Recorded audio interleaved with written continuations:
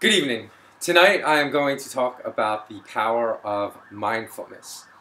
And one way you can start with being more mindful in your daily life, as I believe that being present, like not worrying too much about the past or about what happened earlier in your day, or not worrying too much about the future, but being present as much as possible is a really difficult task for a lot of people. People are always, their minds are always spinning, always working, and they're always thinking about things other than the present task at hand or other than the present people they're with. So that is the basic concept of being mindful, being fully present and giving your full focus and attention to the task at hand, to your friends at hand.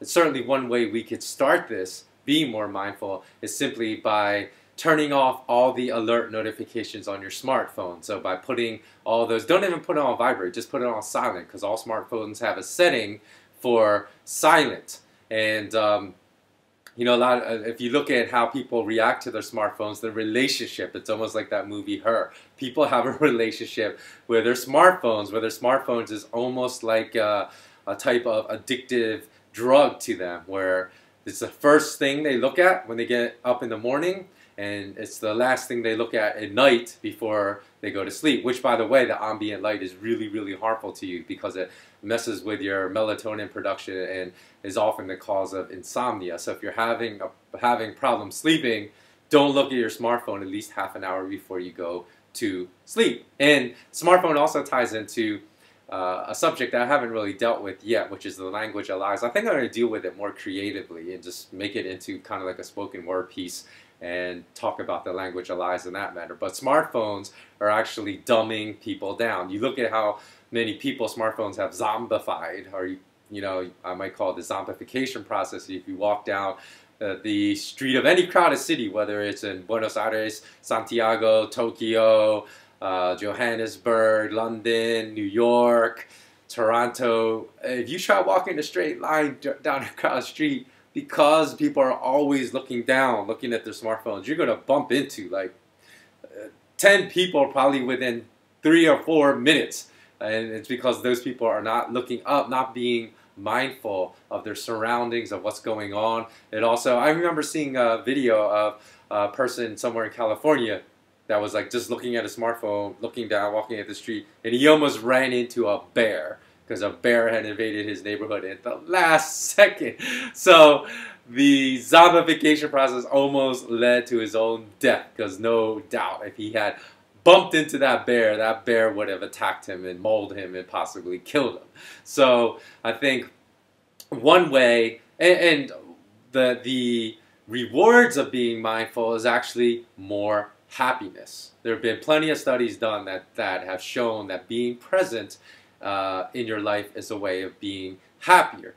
Try this next time, because I've seen this when I've been out many times. I've been out to dinner. You look at a table of 6 people. No one is talking to each other. They're all on their smartphones, texting, or they might get a alert notification. So that's why I say it's so important, because those alert notifications basically amount to Pavlovian conditioning, behavioral modification. So it's like the Pavlov dog that basically knew that the ringing of bell here, ding, ding, ding, and that would signify food. So it would create an unconscious sympathetic response of salivation within that dog, because he knew the bell meant that there was going to be food coming. So those dings are the same thing, but it's not a positive reinforcement. I mean, you may say, hey, oh, you hear a ding and you look down, someone liked your Facebook post, someone liked your photo on Instagram, someone liked your post online, or Kakao Talk, or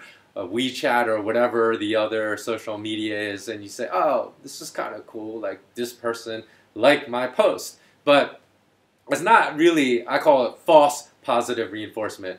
Why is it false? Because it's not positive reinforcement that is doing anything to make you a better human being, or doing anything to further the achievement of your goals. So rather, or doing anything that's going to make your life more fulfilling, more complex, more rich in its experience. But I'm guarantee you turn all those alert notifications to silent the next time you're out with a friend eating dinner, and you ask your friend to do the same, because this has to go both ways, because relationship is a two-way street. I guarantee you, because I've told friends to do this in the past, and they say, oh my God, my friendship with that person has just accelerated exponentially. I've known that person for 2 years, and we've never become as close as we are just through the last 2 or 3 times we met, because we've learned so much about each other by being present and not by being distracted by, you know, the ping, ping, ping you hear from someone like liking something on social media, and you like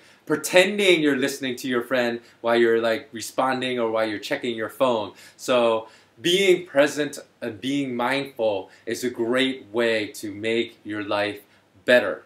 Now, living in Asia, there are a lot of Buddhist retreat centers or meditation centers here, and there are a lot of people that have said that a lot of my friends have told me at some point that they don't think they could go to a 5-day retreat, because that retreat requires them to give up their iPhone or their iPad, not be able to talk to anyone for 5 days, not be able to basically check your social media for 5 days. And that's ridiculous. If you can't live without for 5 days, that means you need to go do it. So, and as well, it's something that's going to enrich your life. So why would you not want to do something that's going to enrich your life? So people say, oh, it's so hard for me to live without my cell phone. And cell phone, like I said, it could be an addiction, because people check it first thing in the morning, last thing at night. It's just like a crack addict.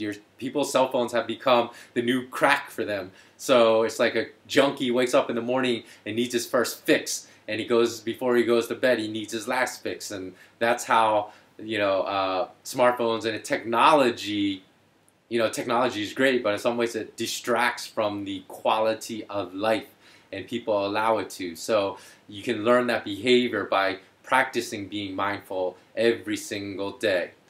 Okay, I guess that's it for now. Also, a friend of mine just opened up a flotation tank meditation center, or flotation tank center, I should just say.